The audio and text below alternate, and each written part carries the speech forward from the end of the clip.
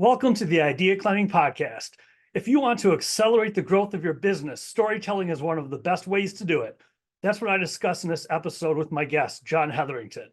We cover topics such as why the stories you tell yourself are more important than the stories you tell other people, how to clearly get your message across in presentations, how to craft your story to appeal to different types of people, and other golden nuggets of advice. I hope you enjoy the show.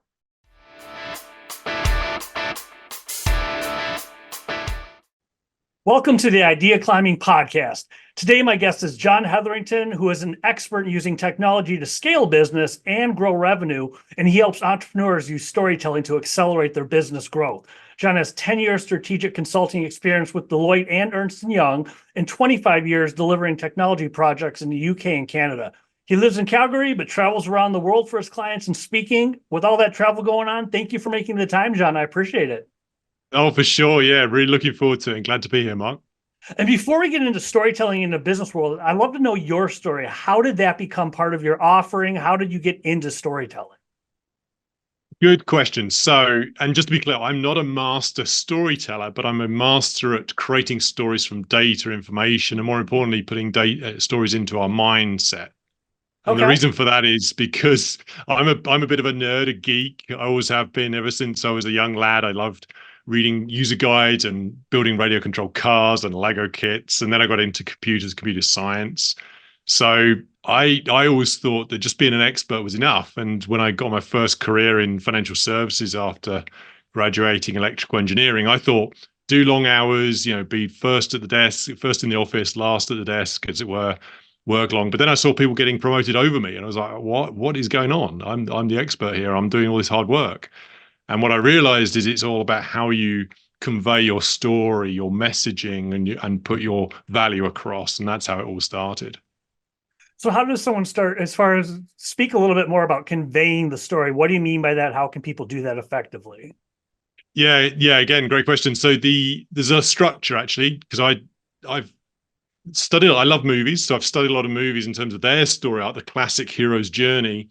But what I found is that doesn't quite translate to business. So I've created a bit of a framework, the show framework, the SHOW show, which breaks down how to create stories and put your message across. But what I want to start with, it's all around the story you tell yourself. That's the bit you need to start with. It's not so much what you're telling other people, it's what you tell yourself. Okay. Because if the story in your head is I can only achieve this, or I can only sell to these people, or I'm only at this level of revenue, ultimately you are limiting your behaviors and your potential. And I spent a long time on this because I'm an IT project manager by background. That's where I went to after starting the financial services. And it's all about what could go wrong. It's all about planning for issues and solving things. So your mind is trained around caution, around hesitation, around fixing things. It doesn't really focus on the art of the possible. So midway through my career, and when I started the business, We Deliver Your Vision, I really had to change that mindset to be, okay, it's not just about problems, it's about opportunity. Where could we go with this? So the story really starts with what you tell yourself every day, every morning. So how does that translate into the show technique? Yeah. So that's, yeah. So what it does, it starts with what I'll say, a daily productivity plan. So the S is around setting yourself up for success. The S is that starting your day right. So that is before you even start with email, before you even start with meetings, is just sit down and start with, okay, what do I want to achieve today? Because if you're setting your day up in the right way, the rest of it tends to follow better. If you dive into email, which is what I used to do, you're then working to other people's agendas, and you might see a good email, you might see a bad email, and it tends to set the tone for the day. So it's like, no, let's stop that. Let's set what I want to achieve today, starting with my purpose, which is typically a 3-month goal. Then your projects, what are the key big rocks you want to achieve? Then the people, who do I need to reach out to, or who am I waiting on? And then the actual priorities, your to-do list. So the 4 Ps there of the start your day and show, that relates to the priorities, your to-do list. And that's what you must do today. And the key there is you block it into calendar. So that's how it starts on the show framework. How does it, what happens after you get a good start to your day? Yeah, so then you get into H, the SHOW. So the H is to highlight your insights. And this is where I love when you're conveying your message and you're in a meeting or in front of a potential investor or a client. There's so much data, so much information, so many benefits, so much you want to share. So what I like to use is what I call the insight sandwich. So again, it's in maybe in the morning, so maybe you're feeling a bit hungry or around lunchtime or whatever, but we tend to just blurt out and drop a ton of data or information or benefits on our clients. So with business and growing business, it's around engaging them. So when you have an insight, you start with the insight. That's the first layer of the sandwich. Then you bring the data, the information, and then you finish, you repeat the insight. That's the insight sandwich. The insight, the data, and then the insight again. It's also similar to anyone who's been in the military around bottom line up front, the bluff. It's starting with the key information. So for example, when you're meeting a client, you're talking about a sales proposal around, maybe it's a marketing, or in our world, it's around automating a sales process or a finance reporting process. We start with we can save 3 days on your financial reporting process. We do this by looking at Power BI, looking at the automation process, looking at the re-engineering and design thinking. And as a result, that's going to save 3 days, which then give you time back in your day for more strategic projects.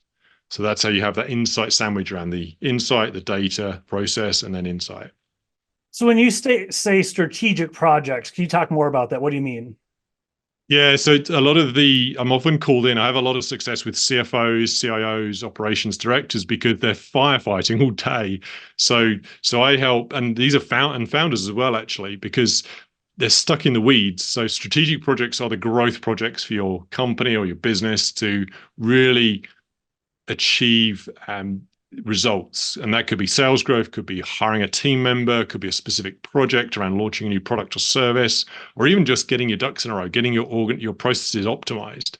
But you find you never really get time for it. So by focusing on where we come into on efficiencies using technology, get the technology out of the way. That should be working for you, not against you, should be holding you up.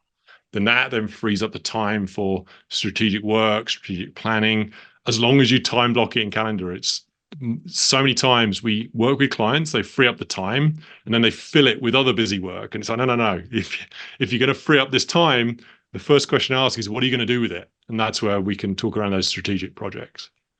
So if you want to get strategic, but you find yourself in the weeds, how do you get, I mean, I can relate to that. I think a lot of people can relate to that. How do you get out of the weeds to get strategic in the first place? I mean, what do you do to get out of there?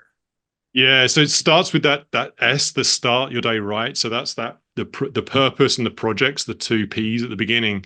Because when you have a purpose of, I want to help CFOs with technology training to give them the skills they deserve to grow their companies, the projects might translate into develop a training program, might translate into automate a process, might be learn Power BI skills.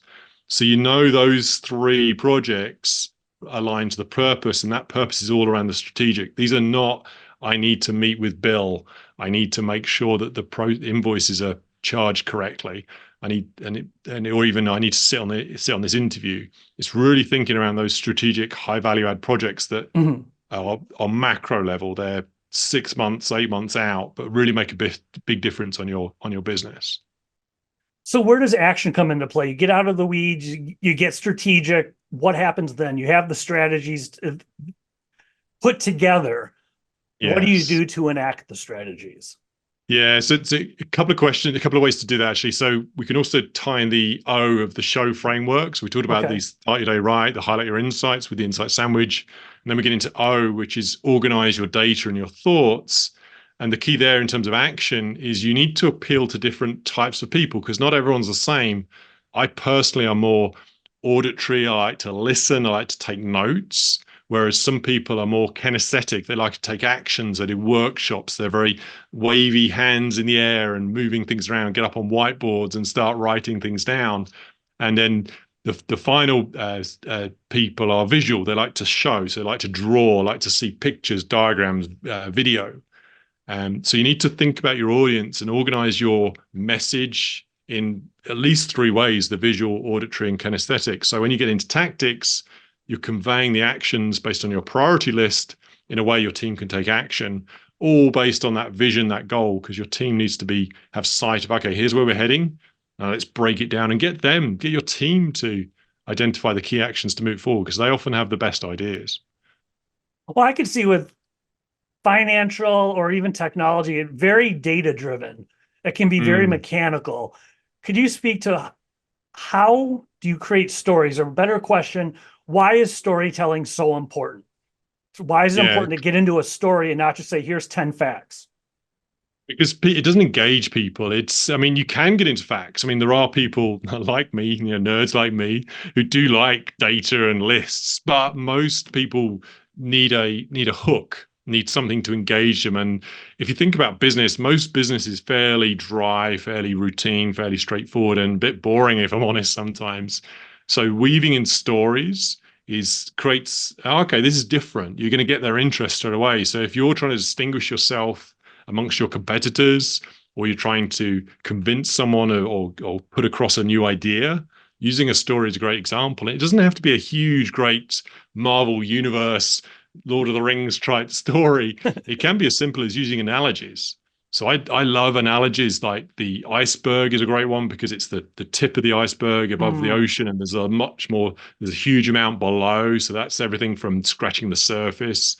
Journeys are always good, like the plane journey, where this project is launching. We need to make sure it flies in the right way and it's safe. So we do the pre-checks, and then we make sure it lands so it delivers to clients. So you can use that plane journey.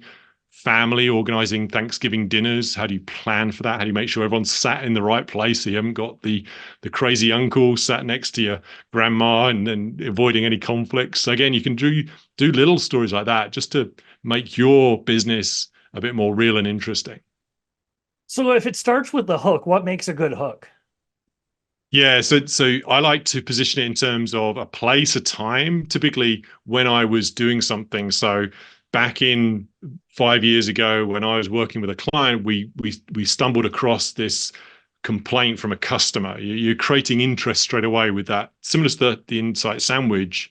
You're creating that insight up front. So it's a time, a place, and a problem or a situation to get them to say, okay, tell me more. Why I need to know how this is resolved. And this actually taps into psychology of human nature. Actually, as humans, we don't like disconnects. We don't like disorder in the universe, if you like. There's a disturbance that we need to make sure is settled.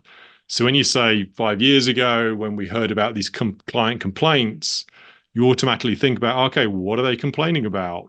How are we going to fix this? It was 5 years ago. So what happened since then? So you can start to create those hooks around just something to create interest, which is true. It's a true story, but it just frames it in a slightly different way. So after you hook, this is good. After you hook them, then what?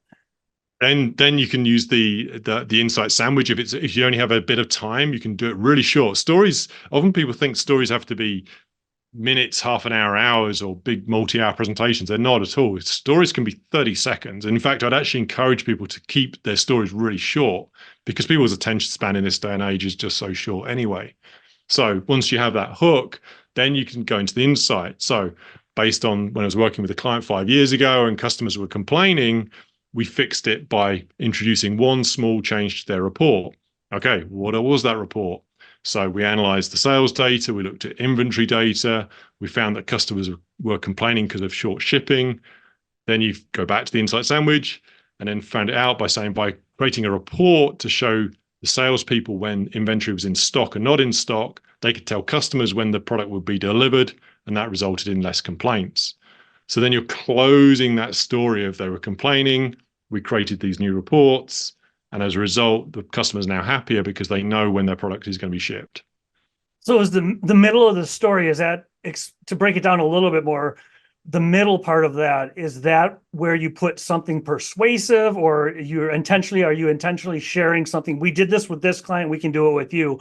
What's the gap between the hook and the close? Yeah, so it could be data. Yeah, it could be data, could be facts. Yeah, it could be a process, your 3-step process for how we solved it. So in that example, we analyzed the inventory data. We realized the reporting wasn't there, so we created a new report. So the analysis, the recommendation solving with the client, and then the output, which was the report. So it could be your framework for your business, how you solve things. It could be Mhm. how you approach problems. You're thinking about, okay, I think about this problem in this way by saying, okay, let's look at all the data and then come back with a recommendation.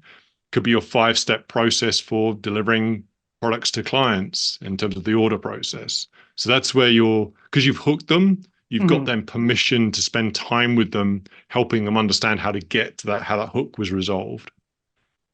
So what if you raising it up like 10 miles high, what would you say what would you say encompasses a good story or even a great story? What would you say to that? The first thing is relevance. So it's when you're sharing any information, it has to be meaningful to the person you're talking to. So the first thing I say is you need to ask questions. You need to understand who they are. And I actually do this as part of my networking for founders presentation speaking as well, is understand where they're coming from, what their situation is, their industry, their interests, their goals, because Mhm. then you can tune your messaging to who that is and their level.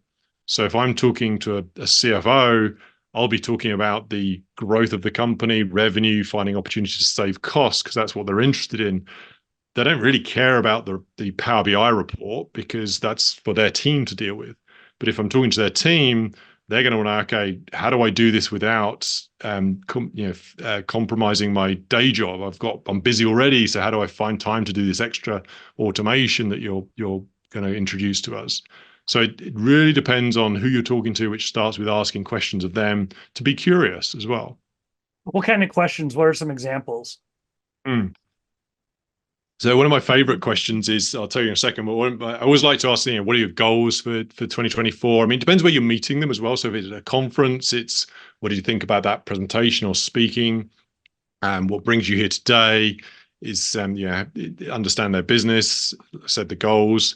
And then when you've built up a little bit of rapport, then you can actually start asking more in-depth questions, which again is all part of the storytelling. It's just breaking it down. So the question I always like to ask is, people often ask around what keeps you up at night, but I actually don't like that question. I think there's a bit too, what are you worried about most? I like to frame it the other way. What gets you up in the morning? Hmm. What's the itch you really want to scratch? Because then you're starting to uncover, okay, where do they want to go? What motivates them? And I find that question much more insightful than what keeps you up at night, because that's more problem focused. Whereas what gets you up in the morning is, okay, I'm excited about today because I really want to make progress on this new product we're going to launch. Okay, well, tell me more about that, and then you can start to build it from there. So if it's where they want to go, would you say that you're guiding them along a journey? I mean, is that part of effective storytelling on you? Is if they want to go somewhere, are you actually telling them I can help you get there? Or where does storytelling play once they answer that question? Yeah, exactly that. It is a journey. I mean, stories are they're based on the hero's journey from when they start with the problem, they go through the mentorship and the guide and learning something to get to the climax and then to the outcome. And pretty much every film movie is based on that. So again, similar with you in business and growing and helping clients, is you want to help them move forward. Their journey needs to progress. And it might not be you helping them on that journey. It might be you connecting them with someone else who can help. So if I come across someone who needs a new marketing or website, I'll either refer them on to someone who does that, or if they need a speaker reel or to promote their service, I'd refer them to you. So again, as long as you're helping them move forward, that's the journey you're moving them along. Well, it sounds like what you're saying with connecting them to other people, that one person can't be everything to everyone. It sounds like you Yes. have to know your zone of genius, your expertise, whatever you want to call it. How do you make sure you only speak to your zone of genius and you don't overlap and try and do something you don't want to do? How do you discover your zone of genius to help them on their journey?